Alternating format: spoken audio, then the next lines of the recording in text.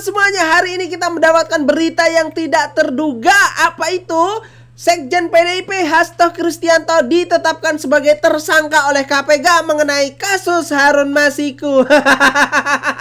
Akhirnya ya, kasus ini buronan hampir 5 tahun sudah mendapatkan titik terang, yaitu Hasto ditetapkan sebagai tersangka. Wah, ini mengagetkan sejagat maya. Kenapa? Ya itu, Hasto ditangkap. Kenapa ditangkap? Karena kasus Harun Masiku.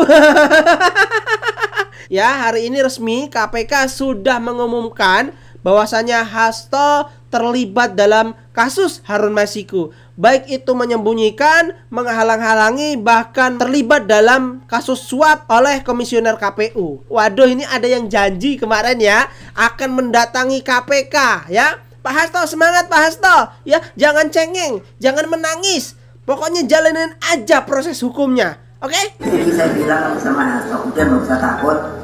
Nanti kalau kamu diambil, aku pergi ke Kapolri. Aku bilang gitu. Coba ingin apa ngomong si Kapolri itu? Loh iyalah, enak aja. Kalau Hasto itu ditangkap, saya datang. Saya nggak bohong. Kenapa? Ini nih saya yang mau mendatangi KPK. Bertanggung jawab kepada warga saya. Dia adalah sekjen saya. A few moments later. Pagi hari ini 24 Desember 2024 bahwa Sekjen PDI Perjuangan Hasto Kristianto disebut-sebut ditetapkan KPK sebagai tersangka dalam kasus Harun Masiku yang berawal dari pada kejadian di Pileg tahun 2019 kemarin. Semoga diberikan keadilan atas praktek-praktek kekuasaan yang tidak benar. Terima kasih. Nangis, Kami semua menangis. Para kiai menangis. Ibu Megawati menangis. Kami tidak menyangka ada orang yang menggunakan cara-cara seperti ini. Tidak boleh sedih. Tidak boleh sedih. Tidak boleh mengeluh. Kamu mengeluh itu kan mau mencari simpati. Enggak usah mengeluh. Orang tidak akan bersimpati kepadamu itu pura-pura. Kalau kamu mengeluh, dia simpati, iya, dobol. Buka semua masalahnya. Jangan ada yang ditutup-tutupin Pak Hasto. Ya sudah cukup. Ya siapa saja yang terlibat di situ, ayo dibuka semua Pak Hasto ya. Toh ganjel toh. Dan tahu nggak teman-teman, ini sudah dikasih clue oleh Pak Jokowi. Apa itu? Ya mari kita simak ya.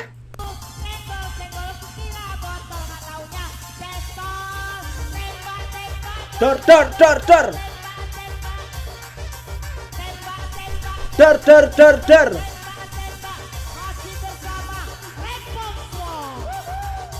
Tanggal 8 Januari 2020 pada saat proses tangkap tangan oleh KPK, Saudara HK memerintahkan salah satu pegawainya di Jalan Sultan Syahrir yang biasa digunakan sebagai kantor untuk menelpon kepada HM dan memerintahkan supaya merendam HP dalam air dan segera melarikan diri. Bahwa pada tanggal 6 Juni 2024, ternyata Hasto ini sebelum dalamnya. Saudara HK diperiksa sebagai saksi oleh KPK, Saudara HK memerintahkan kepada salah satu pegawainya untuk menenggelamkan HP yang dalam penguasaan pegawai tersebut agar tidak ditemukan oleh KPK. Saudara HK mengumpulkan beberapa saksi terkait dengan perkara HM dan mengarahkan, memberikan doktrin, memberikan penekanan agar saksi tidak memberikan keterangan yang sebenarnya, tidak melebar dan tidak memberikan Bisa keterangan yang menunjukkan begitu ya, kepada yang setelah bersangkutan. sekjen. Atas perbuatan Saudara HK tersebut, KPK mengeluarkan surat perintah penyidikan nomor Sprindik 152 Dik 0001/12/2024 tanggal 23 Desember 2024 dengan uraian penyidikan perkara dugaan tindak pidana korupsi yang dilakukan oleh tersangka HK dan kawan-kawan, yaitu dengan sengaja mencegah, merintangi atau menggagalkan secara langsung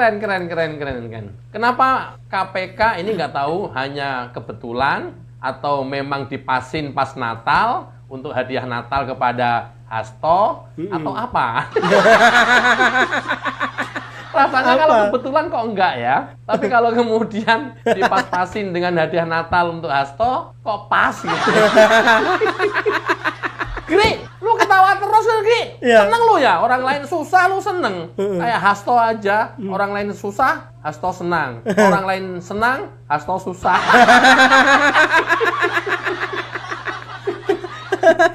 Jokowi senang, Hasto susah. Jokowi susah, Hasto senang. Ternyata lu juga sama aja, Gri. Hasto susah, lu senang. Hasto senang, lu susah. Enggak lah, itu kan watak sengkuni. Ya. Itu adalah karakter dan watak yang nggak baik. Gua mah enggak lah kayak gitu mah. Lah itu ketampaknya seneng banget, Hasto jadi tersangka. Bukan seneng banget.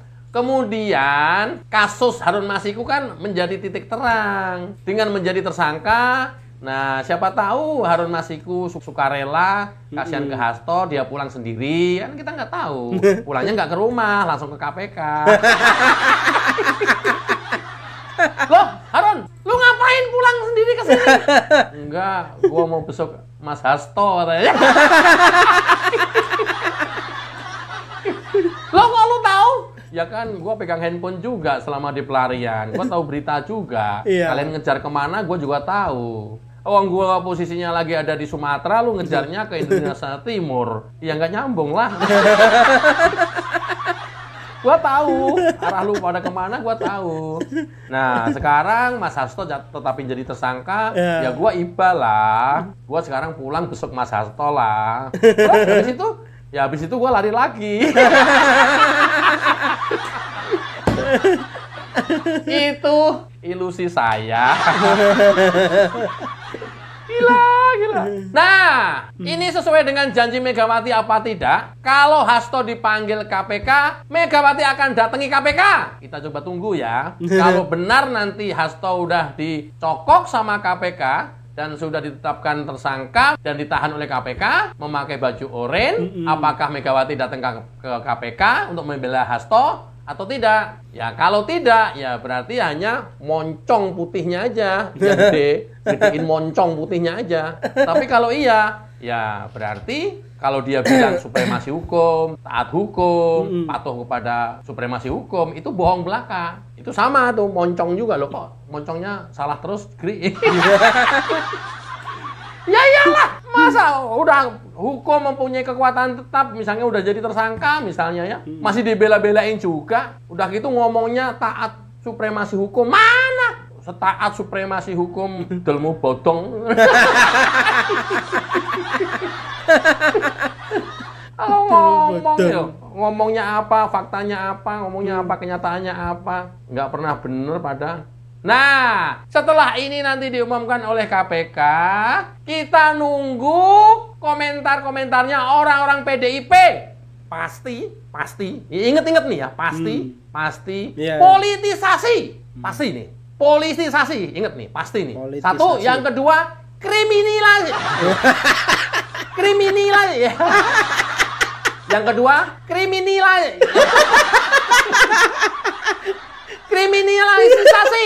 Kriminalisasi. Yang kedua, kriminalisasi. Ya. Nih, inget nih. Nanti akan dia hubung-hubungkan dengan mengingat Juni PDIP akan melakukan kongres. Ya, ini upaya-upaya penggembosan. Ingat nih, gua udah ajarin orang-orang PDIP untuk berkomentar dan berstatement seperti yang gua ajarin ini. Ya, ingat aja nanti ingat itu. Politisasi, kriminalisasi, gatelisasi. Ingat aja itu, pasti itu. Coba nanti kita lihat Megawati datang betul apa enggak ke KPK. Kalau datang betul ke KPK, kok KPK akan bilang ilusi saya. Aduh, makasih Ibu Mega sudah datang. Ada yang perlu saya bantu? Nggak usah bantu-bantu. Kamu ngapain? Hasto ditangkap. Oh, baik Bu. Ibu duduk silahkan. Ibu berkenan memberikan keterangan ya Bu. Sekalian kami periksa. Ini saya sudah pegang 2 alat bukti cukup loh, Bu, untuk menetapkan Ibu juga jadi tersangka. Ini ilusi gua. Ya. Jadi kebetulan ini, Bu, kalau Ibu datang kemari tanpa dipanggil, aduh, Ibu baik banget deh. Luar biasa kalau ini terjadi, sumpah. Itu ilusi saya. Iya, Bu, karena Ibu ada tanda tangannya pada saat PAW surat ke KPU, Bu, atas nama Harun Masiku. Ibu ikut bertanggung jawab dalam hal ini. Tanda tangannya ketum sama sekjen. Wah, ini nih. Oh, ada ya? Ada, Bu. Udah, aku pulang. Biar Hasto aja yang ngurus ini. Biar Hasto. Tanda tangannya Hasto aja. Gua enggak. Itulah ketika orang sombong dan angkuh, seolah-olah hidup di atas langit, dan manusia lain itu kecil adanya di mata dia, akhirnya akan terjatuh juga. Kita cuma bisa ngelihat, bisa menunggu, dan hanya bisa menyaksikan. Rakyat kan nggak mampu apa-apa. Ya.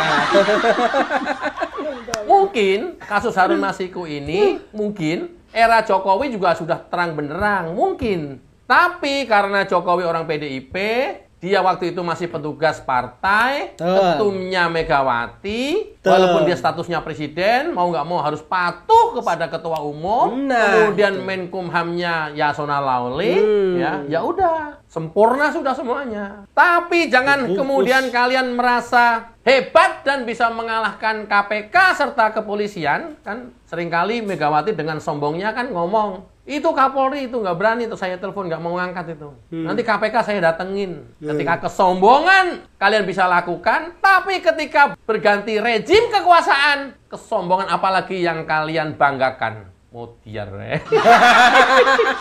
Mutiar. Apalagi komitmennya Pak Prabowo terhadap pemberantasan korupsi ini yang cukup luar biasa. Kamu masih bisa berharap apa ke KPK? Masih bisa ngangkangin KPK? Masih bisa mendikte kepolisian? Ayo silakan. Silakan.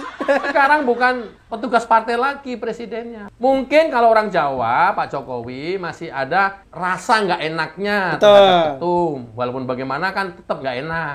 Tapi sebenarnya kemudian itu memang sudah menjadi list. Nah, list itulah kemudian dikasihkan ke Pak Prabowo hari ini. Iya. Udah ada listnya. Kalau gitu gua datangin Jokowi dong, Gri. Iya, sebaiknya Megawati datangin ke Jokowi ke rumahnya Solo sana. Terus untuk apa? Ya nggak tahu, katanya lu mau datangin Jokowi.